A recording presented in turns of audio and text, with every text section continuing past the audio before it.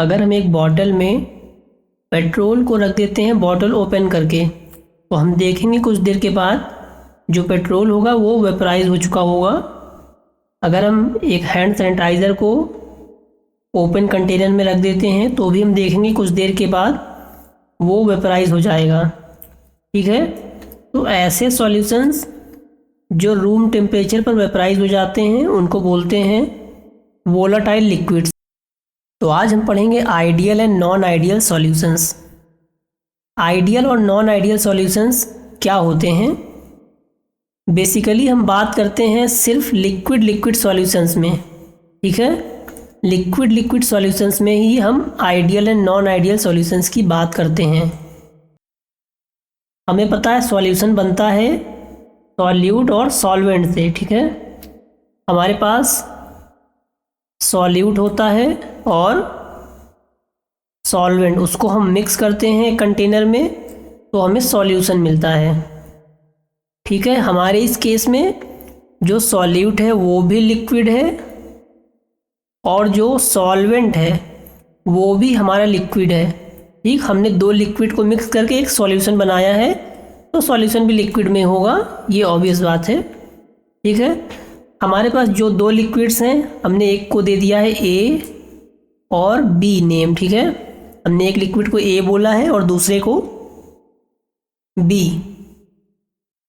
दोनों liquids volatile हैं, इसका मतलब कि दोनों लिक्विड्स रूम टेम्परेचर पे वेपराइज होंगे।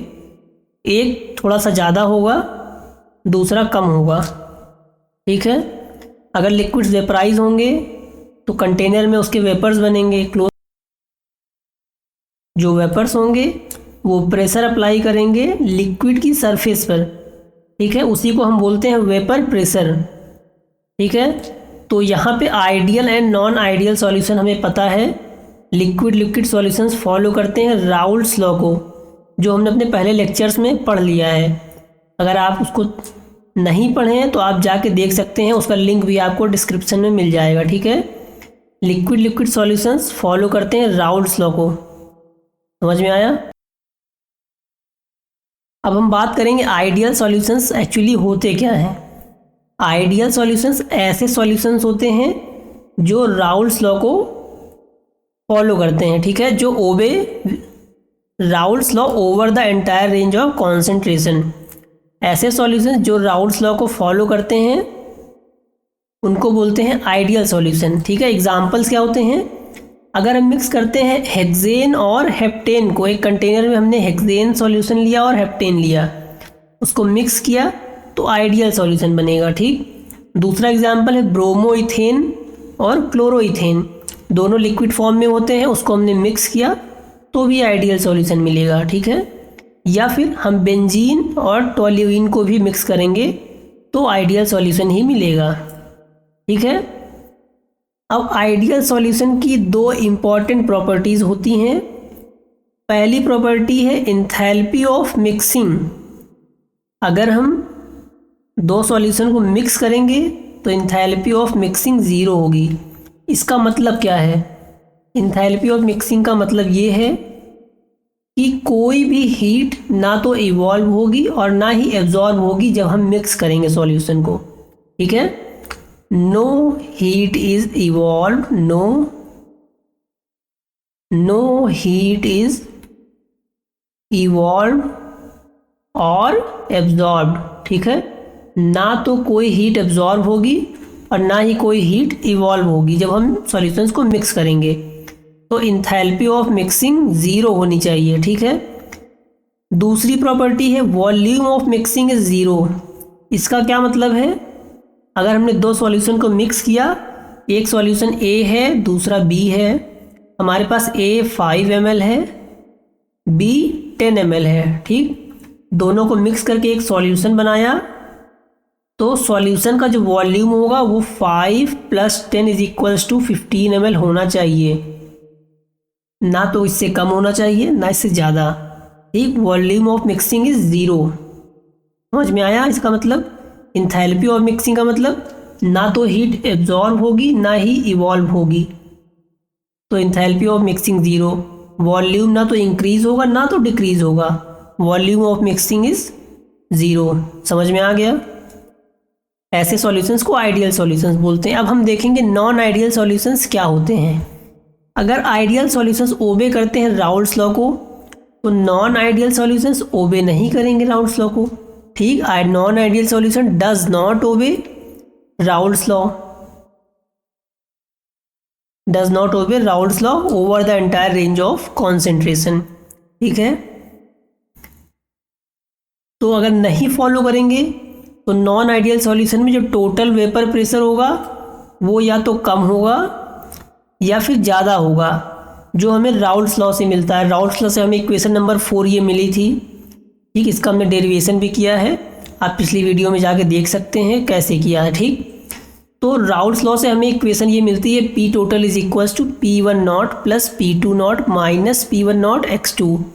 ठीक है, ये टोटल वेपर प्रेशर मिलता है। अगर कोई सॉल्यूशन राउल्स लॉ को ओबे नहीं करेगा तो पी टोटल की वैल्यू या तो ज़्यादा होगी ग्रेटर देन, या तो लेस देन होगी। ठीक है, अगर पी टोटल की वैल्यू ज़्यादा मिलती है, हाइयर वैल्यू मिलती है, तो सॉल्यूशन पॉजिटिव डेविएशन को एक्सहिबिट करता है।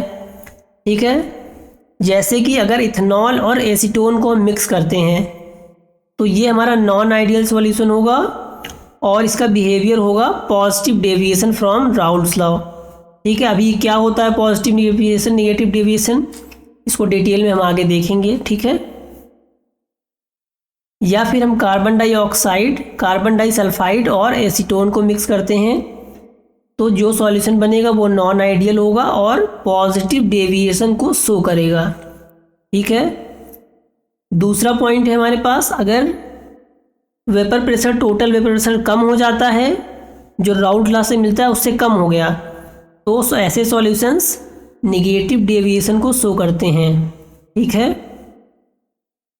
फॉर एग्जांपल हमने फेनॉल और एनिलीन को मिक्स किया तो जो सॉल्यूशन मिलेगा वो नॉन आइडियल होगा और निगेटिव डेविएशन को शो करेगा। ठीक है, या फिर हम क्लोरोफॉर्म और एसीटोन को मिक्स करते हैं तो भी जो सॉल्यूशन मिलेगा वो नॉन आइडियल होगा और नेगेटिव डेविएशन को शो करेगा। ठीक है, ये ग्राफ हमने राउल्स लॉ में पढ़ा है। जब हम राउल्स लॉ को डिराइव करते हैं तो हमें 3 इक्वेशंस मिलती हैं, इसलिए हमें इसमें 3 ग्राफ भी मिलते हैं। एक ग्राफ ये P1, P2 और P टोटल का, समझ में आया? इसका भी हमने एक्सप्लेनेशन अपने एक लेक्चर में दिया है, उसको भी आप देख सकते हैं डिटेल में कैसे ये ग्राफ बना हुआ है। ठीक है, समझ में आ गया?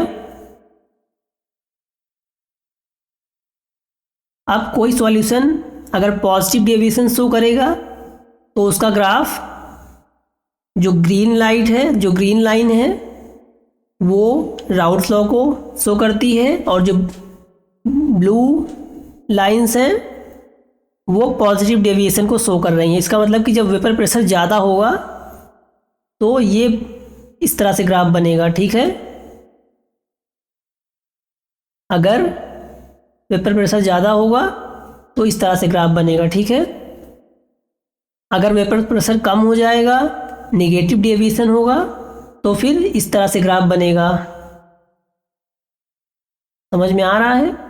ये कैसे होगा अभी हम आगे देखते हैं कि क्यों पॉजिटिव और नेगेटिव डेविएशंस होते हैं, ये हम अभी आगे देखेंगे। ठीक है, ये नॉर्मल ग्राफ है, ये नेगेटिव डेविएशन का ग्राफ है।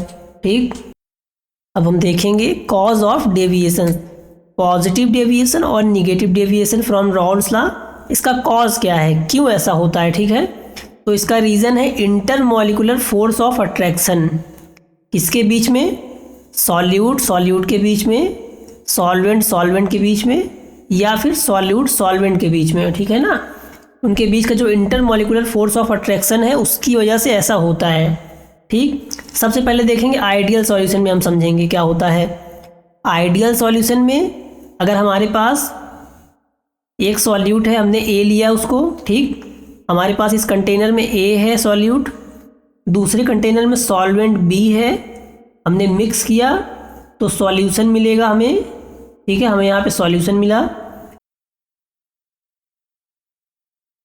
तो कंटेनर ए में सिर्फ सॉल्यूट ए के मॉलिक्यूल्स होंगे तो उनके बीच में intermolecular force of attraction A type का होगा। बी में सॉल्वेंट है, सिर्फ बी टाइप के मॉलिक्यूल्स हैं, तो बी टाइप का इंटरेक्शन ही होगा सिर्फ। लेकिन हमारे पास जो सॉल्यूशन मिला हमें यहाँ पे, जो सॉल्यूशन हमें मिलेगा उसमें ए टाइप का इंटरेक्शन भी होगा, सॉरी ए टाइप का इंटरेक्शन भी होगा, बी टाइप का इंटरेक्शन भी होगा और बी टाइप का इंटरेक्शन भी होगा। ठीक, जो सॉल्यूशन होगा उसमें 3 टाइप के इंटरेक्शंस होंगे, इंटरमॉलिक्यूलर फोर्स ऑफ अट्रैक्शन। तो आइडियल सॉल्यूशन में होता ये है कि अगर A type interaction, B type interaction equal to होते हैं ए बी टाइप इंटरेक्शन, इसका मतलब क्या है कि सॉल्यूट इंटरेक्शन, इसका मतलब ये है कि सॉल्यूट के बीच में जो इंटरेक्शन है या सॉल्वेंट के बीच में जो इंटरेक्शन है वो इक्वल होना चाहिए सॉल्वेंट इंटरेक्शन। ठीक,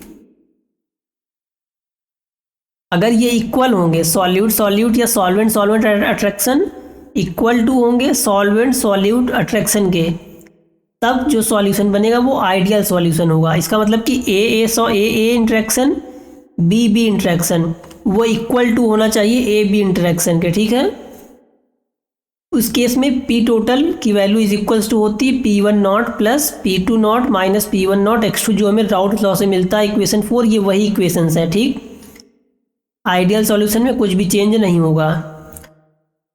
अब जो इम्पॉर्टेंट पॉइंट है वो है पॉजिटिव और नेगेटिव डेविएशन में। ठीक, देखो पॉजिटिव डेविएशन में क्या होगा, A B interactions are weaker than those between A and B. ठीक है, हमारे पास कंटेनर ए में ए के मॉलिक्यूल्स हैं, बी में बी के मॉलिक्यूल्स हैं, हमने मिक्स किया तो यहाँ पे ए और बी दोनों के होंगे मॉलिक्यूल्स। ठीक, पॉजिटिव डेविएशन में सॉल्यूट और सॉल्वेंट के बीच में इंटरेक्शन स्ट्रांग होता है और सॉल्वेंट के बीच का इंटरेक्शन वीक होता है। ठीक, यहाँ पे सॉल्वेंट के बीच का इंटरेक्शन वीक होता है। ठीक है ना, इसलिए अगर सॉल्वेंट के बीच का इंटरेक्शन वीक होगा तो जो भी मॉलिक्यूल्स हैं वो ईजिली स्केप कर सकते हैं लिक्विड से बाहर और उनके वेपर्स बनेंगे। ठीक है, अगर वेपर्स ज़्यादा बनेंगे तो वेपर प्रेशर भी ज़्यादा होगा, अगर वेपर प्रेशर ज़्यादा होगा तो पी टोटल की वैल्यू भी ग्रेटर देन होगी। इसलिए हमने भी बताया था पहले कि पॉजिटिव डेविएशन में हायर वेपर प्रेशर होता है ना, पॉजिटिव डेविएशन में हायर वेपर प्रेशर होता है और नेगेटिव डेविएशन में लोअर वेपर प्रेशर होता है। ठीक है, अब हम बात करेंगे नेगेटिव डेविएशन की, तो इसमें A B interactions are stronger than those between A and B. ठीक है, जो सॉल्यूट या सॉल्वेंट के बीच का इंटरेक्शन होगा वो वीक होगा और सॉल्वेंट के बीच में इंटरेक्शन स्ट्रांग होगा। अगर सॉल्वेंट के बीच का इंटरेक्शन स्ट्रांग है तो जो मॉलिक्यूल्स हैं लिक्विड के वो स्केप नहीं कर पाएंगे इजली, स्केप लेस रीडली, तो वेपर्स भी कम बनेंगे। अगर वेपर्स कम बनेंगे तो वेपर प्रेशर भी कम होगा, तो इसलिए पी टोटल की वैल्यू लेस देन होगी, जो हमें राउल्ट लॉ से मिलती है उससे लेस होगी। इसलिए यहाँ पे नेगेटिव डेविएशन होता है लेस, लो वेपर प्रेशर होगा तो नेगेटिव डेविएशन होगा। ठीक है, अब हम समरी देखते हैं हमने अभी तक क्या पढ़ा है। ठीक है, तो सबसे पहले हमने आइडियल सॉल्यूशन में देखा था कि जो ए टाइप इंटरेक्शन है या बी टाइप, इसका मतलब सॉल्यूट या सॉल्वेंट का जो इंटरेक्शन है वो इक्वल होता है सॉल्वेंट के बीच के इंटरेक्शन के। इसलिए यहाँ पे इंथैल्पी ऑफ मिक्सिंग ज़ीरो होती है, चेंज इन टेम्परेचर भी ज़ीरो होगा और deviation from Raoult's law none, कोई भी डेविएशन नहीं होता है। इसलिए ये आइडियल सॉल्यूशन है। इसका एग्जांपल है बेंजीन और टॉल्यून को हमने मिक्स किया। ठीक है, फिर हमने देखा था नेगेटिव डेविएशन, उसमें क्या होता है जो ए बी इंटरेक्शन होगा वो लेस देन होगा सॉल्वेंट के बीच के इंटरेक्शन से। इसका मतलब कि सॉल्वेंट के बीच का इंटरेक्शन स्ट्रांग होगा तो लेस वेपर्स बनेंगे तो लोअर वेपर प्रेशर होगा। इसका मतलब कि इंथैल्पी ऑफ मिक्सिंग नेगेटिव होगी, एक्सोथर्मिक रिएक्शन होगा। अगर एक्सोथर्मिक रिएक्शन है तो चेंज इन टेम्परेचर पॉजिटिव होगा। क्यों? क्योंकि हीट बाहर निकल गई तो फाइनल टेम्परेचर कम हो जाएगा, इनिशियल टेम्परेचर ज़्यादा होगा। ठीक है,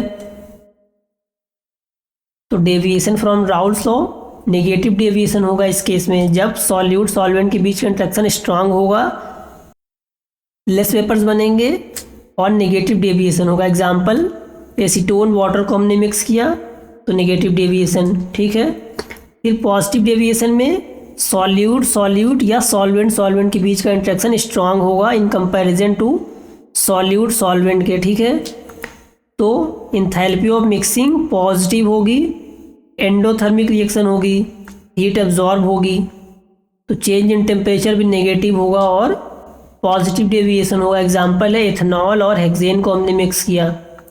समझ में आया?